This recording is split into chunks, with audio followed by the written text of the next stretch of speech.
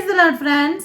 இன்றைய தினம் நம்ம பார்க்க போகிற எஸ்தர் ராஜாத்தியோட சரித்திரத்தின் பகுதி அதிகாரம் 4 கடைசி 4 வசனங்கள். அதாவது 4வது அதிகாரத்தில் 15 முதல் 17 வரைக்கும் உள்ள கடைசி 4 வசனங்கள்.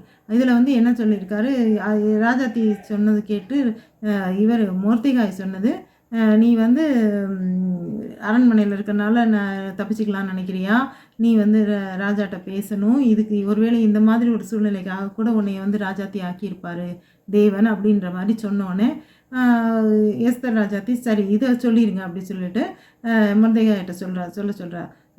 இந்த சூசான் நாட்டில் இப்போ அந்த அவங்க இருக்க ஊர், அது அங்கே இருக்க எல்லா யூதர்களையும் கலெக்ட் பண்ணி நீங்கள் வந்து அவங்கள வந்து 3 நாள் உபவாசம், குசியாமலும் குடியாமலும் இருந்து உபவாசம் இருக்க சொல்லுங்கள்.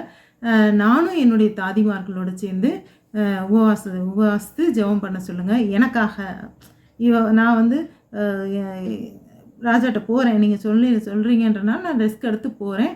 அதுக்காக எனக்காக ஒரு 3 நாட்கள் அவங்க யூதர்கள் எல்லாரையும் உபவாசிக்க சொல்லுங்கள். நானும் என்னுடைய தாதிமார்களோடு சேர்ந்து 3 நாட்கள் இரவும் பகலுமா எந்த உணவும் சாப்பிடாம உபவாசம் செய்ய போகிறேன், உபவாசம் பண்ணி ஜெபம் பண்ண போகிறேன். பண்ணிவிட்டு 3வது நாள் நான் செத்தாலும் பரவாயில்ல, நான் வந்து ராஜாட்ட போகிறேன். போய் அவர் முன்னாடி அவர் கண்கள் கனிவு கிடைக்குதா என்னன்னு எனக்கு தெரியாது, என்ன நடக்கும்னு எனக்கு தெரியாது. ஆனால் இது என்னுடைய ஜனங்களுக்காக நான் வந்து போகிறேன், நீங்கள் வந்து போ அப்படின்னு சொன்னார்.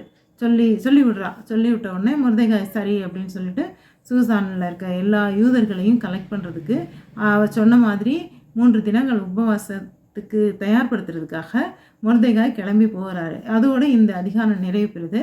இனி அடுத்த அதிகாரத்தில் அடுத்து என்ன நடக்குது அப்படின்ட்டு நாளைக்கு பார்ப்போம். மீண்டும் நாளை சந்திப்போம். அல்லேலூயா.